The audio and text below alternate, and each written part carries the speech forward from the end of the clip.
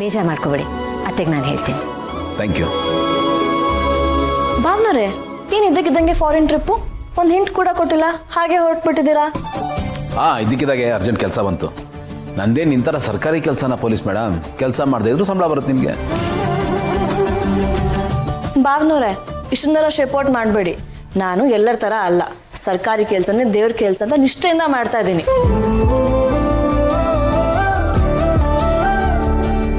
ಇವತ್ತು ಬಿಡ್ತಾ ಇದ್ದೀನಿ, ಆದರೆ ನೀವು ವಾಪಸ್ ಬರ್ತಿದ್ದಂಗೆನೆ ಫಸ್ಟ್ ಕಾನೂನು ಪ್ರಕಾರವಾಗಿ ಕ್ರಮ ತಗೊಂಡು ನಿಮ್ಮ ಮೇಲೆ ಮಾನಷ್ಟ ಮೊಕದ್ದಮೆ ಹಾಕ್ತಾ ಇದ್ದೀನಿ, ನೋಡ್ತಾ ಇರಿ. ಖಂಡಿತ ಆಗ್ಬೋದು.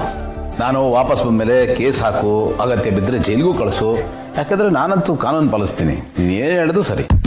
ಏನು ಬೇಡ, ಹೋಗ್ಲಿ ಪಾಪ ಅಂತ ಬಿಡ್ತಾ ಇದ್ದೀನಿ, ಹೋಗ್ಬಿಟ್ಟು ಬನ್ನಿ. ಸರಿ ಪಾರ್ಥ, ಏನೇ ಅಪ್ಡೇಟ್ಸ್ ಇದ್ರು ಡೈರೆಕ್ಟಾಗಿ ನನಗೆ ಫೋನ್ ಮಾಡು. ನಾನು ಆನಂದಕ್ಕೆ ಫೋನ್ ಮಾಡಿದೆ, ಅವ್ನು ಕಾಲ್ ಯಾಕೋ ರೀಚ್ ಆಗ್ತಾ ಇಲ್ಲ. ಅವ್ನು ಫೋನ್ ಮಾಡಿದ್ರೆ ಹೇಳು ನಾನು ಈ ಥರ US ಹೋಗಿದ್ದೀನಿ ಅಂತ. ಆಮೇಲೆ ಪೆಂಡಿಂಗ್ ಕೆಲಸಗಳನ್ನೆಲ್ಲ ಮುಗಿಸ್ಬಿಡಕ್ಕೆ ಹೇಳು. ಓಕೆ ಬಿಗ್ ಬ್ರೋ, ನೀನು ಇಲ್ಲಿ ಬಗ್ಗೆ ತಲೆನೇ ಕೆಡಿಸ್ಕೊಬೇಡ, ನಾನು ಎಲ್ಲದನ್ನು ಮ್ಯಾನೇಜ್ ಮಾಡ್ತೀನಿ. ನೀನು ಅಲ್ಲಿ ಕೆಲಸದ ಬಗ್ಗೆ ಫೋಕಸ್ ಮಾಡು. ಓಕೆ ಓಕೆ ಪುಟಿ, ಬಾಯ್.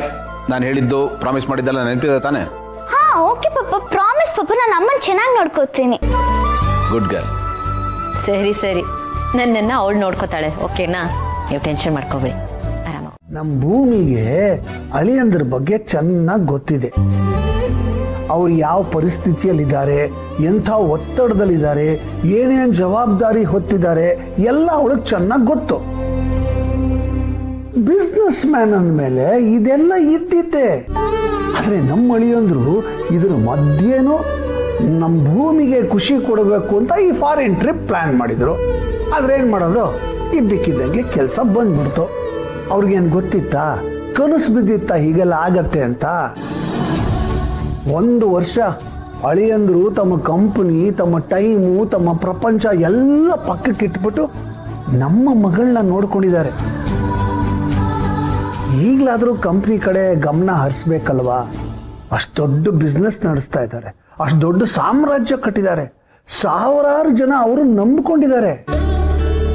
ಬಿಸ್ನೆಸ್ ಅಲ್ಲಿ ಯಾವಾಗ ಏನಾಗತ್ತೆ ಹೇಳಕ್ಕಾಗಲ್ಲ, ಅದಕ್ಕೆಲ್ಲ ತಯಾರಾಗಿರ್ಬೇಕು. ಆ ಜವಾಬ್ದಾರಿ ಎಲ್ಲ ಹೊರಬೇಕು, ಜೊತೆಗೆ ಮನೆ ಜವಾಬ್ದಾರಿನೂ ಹೊರಬೇಕು. 2 ಜವಾಬ್ದಾರಿನೂ ಅವ್ರದೇ ಅಲ್ವಾ? ಗಂಡಸರ ಬದುಕು ಹಗ್ಗದ ಮೇಲೆ ನಡೆದ ಹಾಗೆ, 2 ಕಡೆ ಬ್ಯಾಲೆನ್ಸ್ ಮಾಡಬೇಕು. ಒಂದ್ ಕಡೆ ಕೆಲಸ, ಒಂದ್ ಕಡೆ ಮನೆ. ಸರಿಯಾಗಿ ಬ್ಯಾಲೆನ್ಸ್ ಮಾಡದೇ ಬ್ಯಾಲೆನ್ಸೇ ತಪ್ಪೋಗುತ್ತೆ. ನಮ್ಮ ಭೂಮಿಗೆ ಎಷ್ಟು ಬೇಜಾರಾಗಿದೆಯೋ ಅಳಿಯಂದ್ರಿಗೂ ಅಷ್ಟೇ ಬೇಜಾರಾಗಿರುತ್ತೆ. ವ್ಯತ್ಯಾಸ ಏನು ಅಂದ್ರೆ ಅಳಿಯಂದ್ರು ಅದನ್ನ ತೋರಿಸ್ಕೊಳ್ಳಲ್ಲ ಅಷ್ಟೇ. ನೀವ್ ಹೇಳೋದು ಸರಿನೇ ಇರಿ, ಆದ್ರೆ ಈ ಸಮಯ ಮತ್ತೆ ಬರೋದಿಲ್ಲ ಅಲ್ವಾ?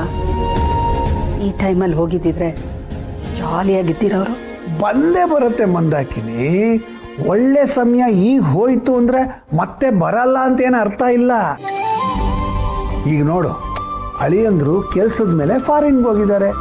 ಅವ್ರ ಕೆಲಸನ ಯಶಸ್ವಿಯಾಗಿ ಮುಗಿಸ್ಕೊಂಡು ಬರ್ಲಿ.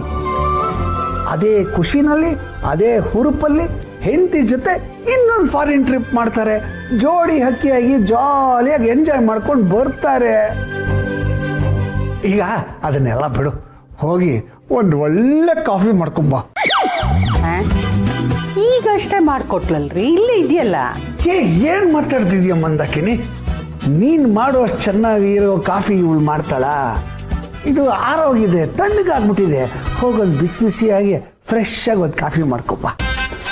ಇದಕ್ಕೆ ಏನು ಕಮ್ಮಿ ಇಲ್ಲ. Coffee coffee coffee. ಯಾಕೆ ಮಾವ, ನಾನ್ ಮಾಡೋ ಕಾಫಿ ಚೆನ್ನಾಗಿರಲ್ವಾ? ಅಯ್ಯೋ, ನೀನು ಅವಳಿಗಿಂತ ಚೆನ್ನಾಗಿ ಕಾಫಿ ಮಾಡ್ತೀಯ. ಅವಳು ಸ್ವಲ್ಪ ಬೇಜಾರು ಮಾಡ್ಕೊಂಡಿದ್ಲಲ್ಲ, ಪೂಸಿ ಹೊಡೆದೆ ಅಟ್ಟೆ. ರೈ, ಹೇಳೋದು ಅರ್ಥ ಆಗ್ತಿಲ್ವಾ? ಅವಳಿಗೆ ಎಲ್ಲಿದ್ದಾಳೆ ಏನು ಎತ್ತ ನಂಗೆ ಗೊತ್ತಿಲ್ಲ. ಸುಮ್ಮನೆ ಯಾಕ್ರಿ ಫೋನ್ ಮಾಡಿ ಡಿಸ್ಟರ್ಬ್ ಮಾಡ್ತೀರಾ?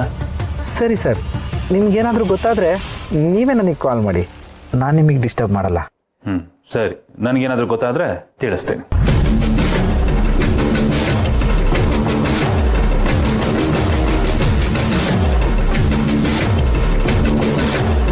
ಏನಂತ?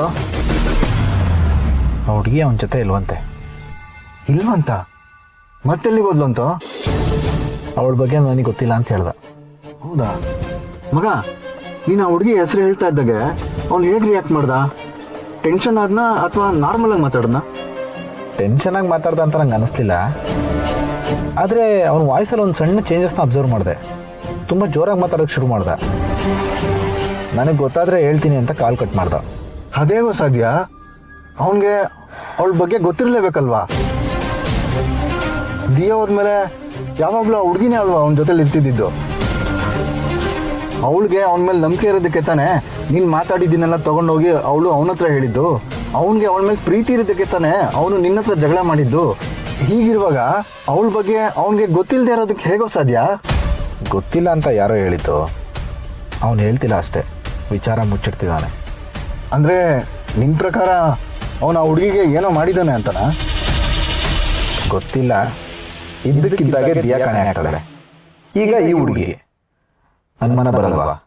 ಅಲ್ಲ ಜೀವ, ಅವನು ಅವಳನ್ನ ಇಷ್ಟಪಡ್ತಾನೆ ಜೊತೆಲಿ ಇಟ್ಕೊಂಡಿದ್ದು. ಹಾಗಿದ್ಮೇಲೆ ಅವನು ಅವಳಿಗೆ ಹೇಗೋ ತೊಂದರೆ ಕೊಡೋದಕ್ಕೆ ಸಾಧ್ಯ? ಇಷ್ಟ ಪ್ರೀತಿನ ಅದವನು ಡಿಕ್ಷನರಿಲ್ಲ ಇಲ್ಲ ಕಣೋ. ಮಲ್ಲಿ ಅವ್ರನ್ನ ಇಷ್ಟಪಟ್ಟೆ ಮದುವೆ ಆಗಿದ್ದು. ಆದರೆ ಕಟ್ಕೊಂಡು ಹೆಂಡತಿ ಮುಂದೆನೆ ಮನೆಯವ್ರನ್ನೆಲ್ಲ ಎದುರಾಕೊಂಡು ಆ ದಿಯಾನ್ ಮದುವೆ ಆದ. ದಿಯಾ ಜೊತೆ ಇಷ್ಟು ವರ್ಷ ಇದ್ದ. ಮಧ್ಯದಲ್ಲಿ ಈ ಹುಡುಗಿ ಎಲ್ಲಿಂದ ಬಂದು? ದಿಯಾ ಕಾಣೆ ಆಗ್ತಿದ್ದಾಗೆ ಈ ಹುಡುಗಿ ಕಾಣಿಸ್ಕೊಂಡ್ಲು. ಈಗ ಈ ಹುಡುಗಿನೂ ಕಾಣೆ ಆಗಿದ್ದಾಳೆ.